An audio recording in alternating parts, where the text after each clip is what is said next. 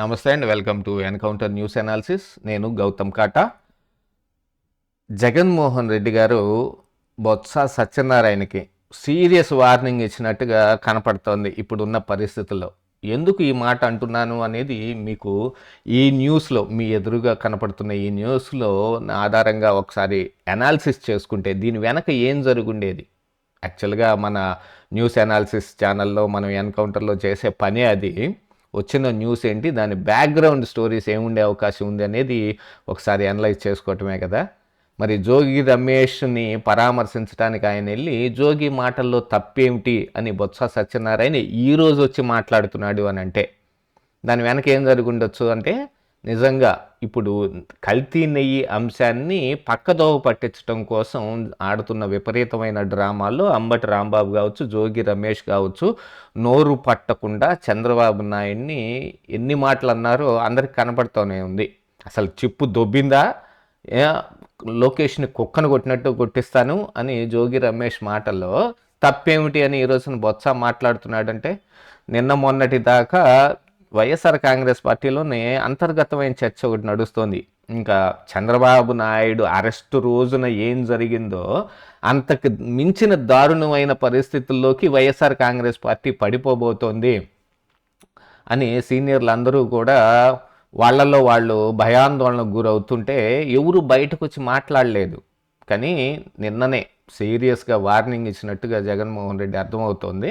బొత్స సత్యనారాయణ పరామర్శకు వెళ్ళి జోగి రమేష్ ఇంట్లో ఆయన మాట్లాడిన మాటలు ఏమన్నాడు ఒకసారి న్యూస్ చూద్దాం. దాని తర్వాత ఒక్కొక్కటి డిసెక్షన్ చేద్దాం.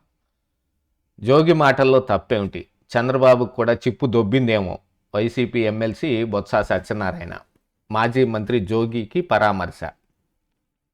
వైసీపీ నేతలపై దాడులు చూస్తుంటే మంత్రి లోకేష్కే కాదు చంద్రబాబుకు కూడా చిప్పు దొబ్బింది అనిపిస్తోంది. మాజీ మంత్రి ఎమ్మెల్సీ బొత్స సత్యనారాయణ విమర్శించారు. ఎన్టీఆర్ జిల్లా ఇబ్రహీంపట్నంలో మాజీ మంత్రి జోగి రమేష్ను ఆయన శనివారం పరామర్శించారు. అనంతరం విలేకరులతో మాట్లాడుతూ రాష్ట్రంలో ఆటవిక రాజ్యం నడుస్తోందని, జోగి ఇంట్లో ఉన్న వారందరినీ మట్టుబెట్టాలనుకోవటం దుర్మార్గం అని అన్నారు. మీకు అసలు సంగతి ఏమిటి అని అంటే, జోగి రమేష్ ఇంటిపైన దాడి జరుగుతున్న సమయంలో ఒక్కళ్ళు కూడా ఇంట్లో లేకుండా పోయారు. ఎలా సాధ్యం అది? వాళ్ళు వచ్చి దాడి చేస్తారు, పెట్రోల్ సీసా వేస్తారు, మనకేమైనా అఘాయిత్యం తలపడుతుందేమో, మనకేమైనా ప్రమాదం జరుగుతుందేమో అని ఒక్కళ్ళు కూడా ఇంట్లో లేకుండా ఎట్ట వెళ్ళిపోతారండి? దాని వెనకే అర్థమైపోతుంది ఇదంతా ఒక పక్కా ప్లాన్, ప్రీ ప్లాన్ స్కెచ్ అనేది. ఈ దాడి క్షణికావేశంలో జరిగింది కాదని, పైనుంచి వచ్చిన ఆదేశాల మేరకు జరుగుతుందని చెప్పారు. చిప్పు దొబ్బిందంటే తప్ప అంటూ జోగి వ్యాఖ్యలను సమర్థించారు. మరి ఇంత సీనియర్ నాయకులు అంతేలే, ఏ ఏ పార్టీలో ఉంటే ఆ మాటలే మాట్లాడాలి, ఏ ఎండకు ఆగోడిగే పట్టాల్సిన అవసరం ఉంది. నిన్న మనం మాట్లాడకుండా పక్కన కూర్చొని ఉందాం అనుకున్న మరి జగన్మోహన్ రెడ్డి వదిలిపెట్టే రకం కాదు కదా. అలాంటి వాటన్నిటినీ ఒకసారి గట్టిగానే పరిశీలించుకోవాలి. వీళ్ళు కూడా అవి ఆ మాటల్ని దాటి మాట్లాడలేరు కదా. ఇదే పట్టాభి విషయంలో కూడా ఎందుకు అనుకోలేదు ఆ రోజున వీళ్ళందరూ ఏం మాటలు మాట్లాడారు? బోసు డీకే అని ఒక మాట అన్నాడు అంటే తప్పేమిటి అనేది మరి ఆ రోజున ఎందుకు అనిపించలే బొత్స సత్యనారాయణకి? అనిపించింది, ఈరోజు కూడా అనిపించింది. ఆ మాట తప్పే, అలా మాట్లాడకూడదు అనే విషయాన్ని వీళ్ళకు కూడా అర్థమవుతున్నా మరి జగన్ ఇచ్చిన వార్నింగ్ని మరి ఏ రకంగా చూడాలి వీళ్ళందరూ అని అంటే ఇలాగే చూడాలి. బుర్ర పాడై ఇంగిత జ్ఞానం కోల్పోతేనే దాడులు, ఆలోచనలు వస్తాయన్నారు. అంబటి జోగి ఇళ్లపై దాడి చేయటం సరైన పనే? టీడీపీ తప్ప ఎవరూ బతకూడదా అని ప్రశ్నించారు. గతంలో వైసీపీ చేసిన పని కూడా అదే కదా. ఎవరిని లేకుండా చేసేస్తే మనం తప్ప ఎవరూ దిక్కులేదు ఆంధ్రప్రదేశ్ రాష్ట్రానికని జగన్మోహన్ రెడ్డి అనుకున్నాడు. తురకా కిషోర్ అంతలా బొంగు తీసుకొని మా టీడీపీ నాయకుల కార్ల మీద దాడి చేసి ఇటు నుంచి అటు పొడిచిన రోజు ఏమైపోయింది? అక్కడికి పోయారు వీళ్ళందరూ?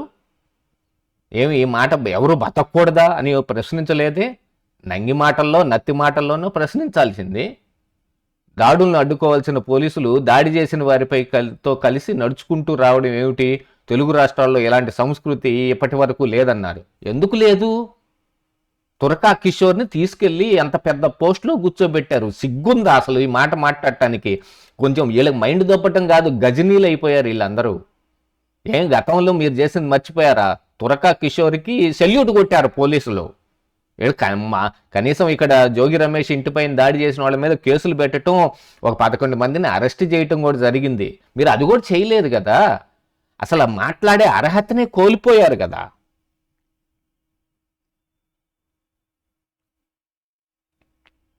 ఇక తిరుపతి లడ్డు విషయంలో స్పందిస్తూ చంద్రబాబు చెప్పింది ఏ వేదం అనుకుంటే ఎలా, ఆయన ఏమైనా మహర్ష అన్నారు.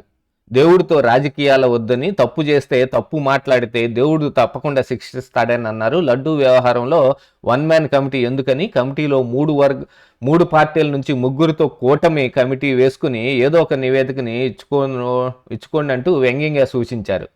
పవన్ సనాతన ధర్మం ఏమిటో, ఆయన ఏం మాట్లాడుతున్నారో తెలుసుకుంటే మంచిది.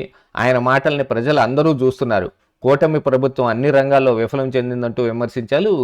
విలేకరుల సమావేశంలో మాజీ మంత్రులు కారుమూరి నాగేశ్వరరావు, జోగి రమేష్, ఎమ్మెల్సీ మొండితోక అరుణ్ కుమార్ తదితరులు పాల్గొన్నారు. ఈ కారుమూరి నాగేశ్వరరావు అండర్లైన్ చేసుకోండి ఇన్ని ఒకసారి. ఏం మాట్లాడాడు? రైతులు మాకు గిట్టుబాటు ధర ఏదండి బాబో అని వాళ్ళు ప్రశ్నిస్తూ ఉంటే, ఎర్రిపప్పలాగా ఏందా మీరు ఈ మాటలు మాట్లాడేది అని ఎంత అవహేళన అపహాస్యంగా మాట్లాడాడు. అలాంటిది వీళ్ళందరికీ గజనీలు అయిపోయారు. గతం మనం ఏం చేసామో మర్చిపోయి ఈ రోజున వచ్చి చాలా ఏదో విస్తృతంగా వీళ్ళు ఇప్పుడు వీళ్ళ మీదే దాడి జరుగుతున్నట్టు, వీళ్ళు అసలు గాంధేయవాదులు అంటే ఎవరంటే వైసీపీ నాయకులు అన్నట్టుంది. నిన్న మొన్న ప్లకార్డులు కూడా మీరు 2029 నుంచి 34 దాకా సాగించబోయి విధ్వంసం కోసం మేము ఎదురు చూస్తున్నాం. సిగ్గు లేకుండా ఆ పార్టీలో ఉన్నారు ఇంకా మీరు. సిగ్గుపడండి కొద్దిగా. ఏదైనా ఒక మాటని విమర్శించడానికో ఇంకో దానికో. ఇంత సీనియర్ నాయకులు అని చెప్పుకొని ఇది చేస్తే మాట్లాడితే తప్పేమిటనంటే, మరి ఆ మాట పట్టాభిరామ్ మాట్లాడింది కూడా తప్పు కింద లెక్క కాదు. అసలు ఈయన ఎన్ని మాట్లాడాడు, అమరావతిని ఎన్ని మాటలు అన్నాడు, ఏముందో ఆడ శ్మశానం చుట్టానికి చూసి ఆడడానికి వెళ్ళింది అని. సిగ్గు లేకుండా అమరావతిని శ్మశానంతో పోల్చిన తర్వాత ఇంకేం మాటలు మాట్లాడతారండి? అమరావతి భూములు ఇచ్చిన రైతులు మనుషులు కాదు. వాళ్ళని పురుగుల కంటే కష్టంగా చూశారు.